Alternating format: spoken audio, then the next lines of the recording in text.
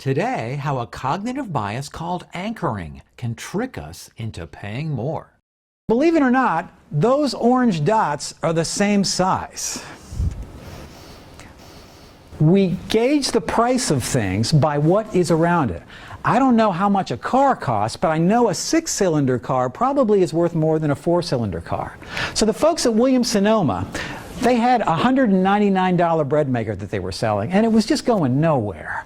And they asked people, why don't you buy it? And they go, it's just way too expensive a bread maker. So what they did was they came up with a $400 bread maker. Nobody sold any of these.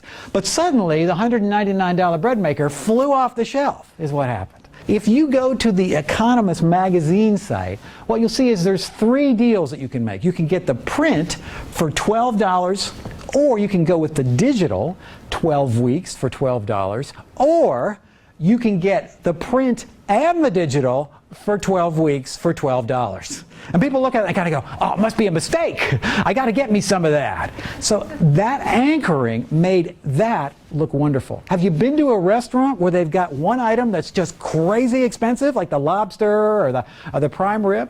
Well, what's that designed to do? It's designed to make the rest of the menu look great.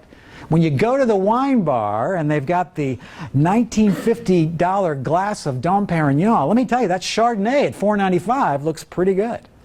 There's a menu engineer, Greg Rapp. He's a behavioral economist, and all he does is take your menu and help you to price it. He guarantees you'll get 15% more money out of it just simply by having these high-priced items.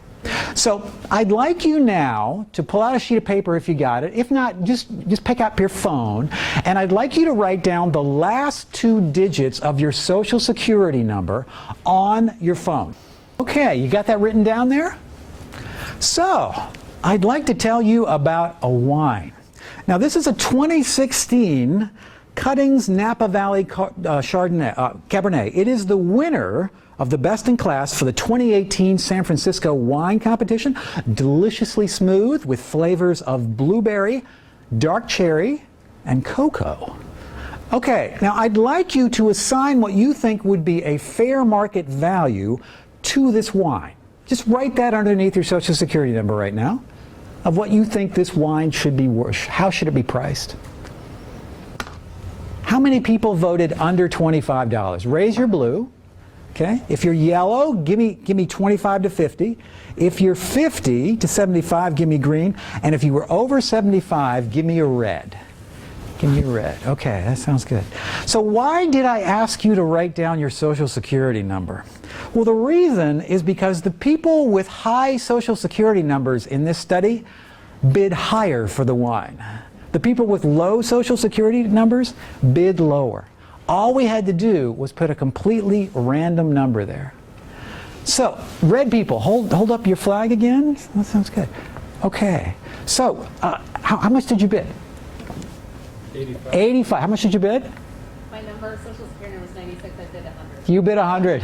Yeah, exactly. How much did you bid? 85. 85. And what's your Social Security number? 35. 35. So, okay. So what I'd like you to do now is just sort of share amongst yourselves what your Social Security number was and how much you bid. Go ahead.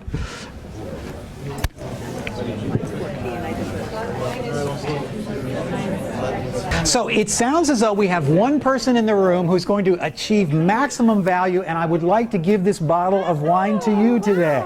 So I hope you enjoy it. Now, could you tell me how are you going to enjoy this? What are you going to do? With a brownie. With a brownie. That sounds good. Yeah. Are you maybe with friends or family or? My husband, probably. My kids are out of town, so this will come in nicely. Sounds great. Excellent. Sounds like a nice evening with some brownies and some wine. Love that. That's fantastic. Right now, I'm working on another video on how cognitive bias tempts us to make bad financial choices. If you'd like to be alerted when that video is completed, just click on my face below to subscribe. And be sure to click that alert bell too. And I've created tons more videos on how brain science can help you make smarter money choices. Click on this box to see the full playlist. I'm Graeme Newell, and that's Better Decisions Through Brain Science.